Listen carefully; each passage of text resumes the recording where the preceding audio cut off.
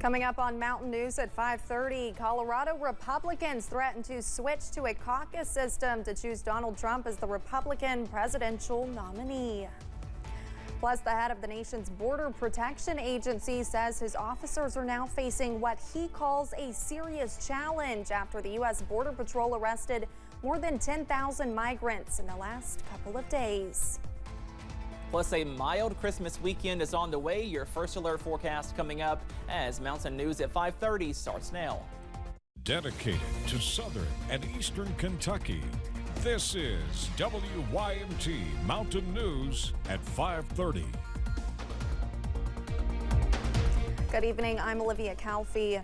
The Colorado Supreme Court has dealt former President Donald Trump a legal blow after declaring he is ineligible to be on that state's primary ballot and he is ineligible to be president.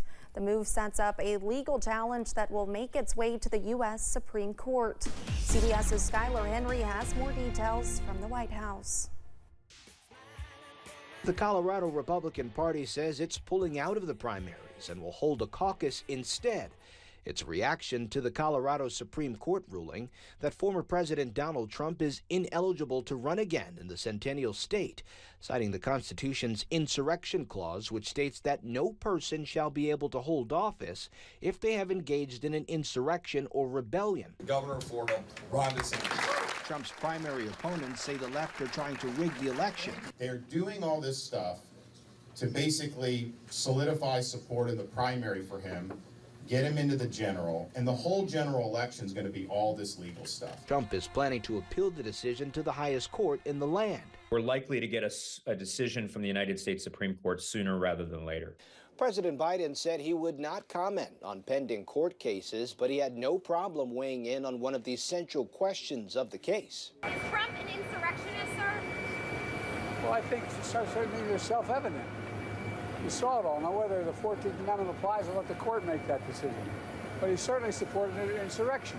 Trump's actions on January 6th are at the center of a federal court case scheduled to go on trial in March. Skylar Henry, CBS News, the White House. In announcing its intention to appeal the Colorado Supreme Court's decision, the Trump campaign called the ruling completely flawed. Donald Trump does not want the Supreme Court to decide right now whether he has any immunity from federal prosecution for alleged crimes he committed while in office. That from court papers filed today by lawyers for the former president. Special counsel Jack Smith asked the High Court last week to review a lower court ruling that Trump isn't entitled to presidential immunity from criminal prosecution in the 2020 election subversion case. The Michigan GOP is in a state of turmoil. Former community college professor Christina Caramo gained leadership after pushing far-right election conspiracy theories. She promised to end the Republican Party's reliance on traditional donors. But now dozens of members have signed a petition to consider removing her. They accuse Caramo of pushing the organization to the brink of bankruptcy, though she argues it was already in debt when she assumed leadership. President Biden is said to be frustrated that he cannot show off physical progress of his legislative accomplishments. He is traveling the country touting historic pieces of legislation like the bipartisan infrastructure law. But it could be years before many folks see construction begin for some projects they funded. Sources say Biden knows how long it can take for federal funding to become tangible structures like bridges or railroads. The controversial social media platform Parlor says it is planning a comeback. It shut down in April following a string of controversies related to hate speech rules and illicit content. The platform plans to relaunch in the first quarter of 2024, just as the presidential race amps up. Parlor originally launched in 2018 and was popular with conservative audiences in its prime. The largest credit union in the U.S. is facing new scrutiny regarding racial disparities in its mortgage lending. A class action lawsuit filed this week against Navy Federal Credit Union claims the lender discriminated against Black and Latino applicants. A CNN investigation found the credit union had the widest disparity in conventional mortgage approval rates between white and black borrowers of any major lender last year.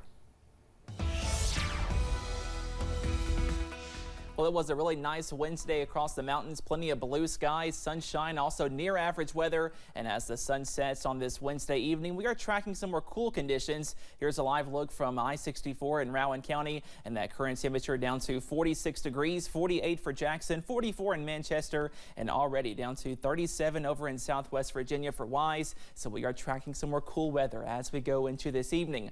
Up on first alert, pinpoint Doppler, as high pressure is once again the name of the game on this Wednesday. More dry weather is on the way this evening, and that dry weather also continues on Thursday, also Friday. But by this holiday weekend, we are tracking a few changes. A few showers are possible on Saturday. Not going to rain 24/7, but a few showers cannot be ruled out. Most of us are dry on Christmas Eve, also mild. Highs back in the 60s, more 60s on Christmas Day. Also tracking some more rain chances by Monday as well. Those details coming up in just a few minutes. Olivia?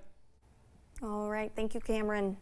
The head of the nation's Border Protection Agency tells CBS News his officers are now facing a serious challenge because of the spike in migrant crossings at the southern border. This as outrage grows about a video that appears to show Texas National Guard soldiers ignoring pleas from a woman with a baby trying to cross the Rio Grande. We do want to warn you, some of the images you are about to see may be disturbing. CBS's Omar Villafranca has more from the border town of Eagle Pass, Texas. In the early morning hours near the Texas border town of Eagle Pass, hundreds of migrants crossed into the United States illegally, making it past barbed wire Texas put up to keep them out.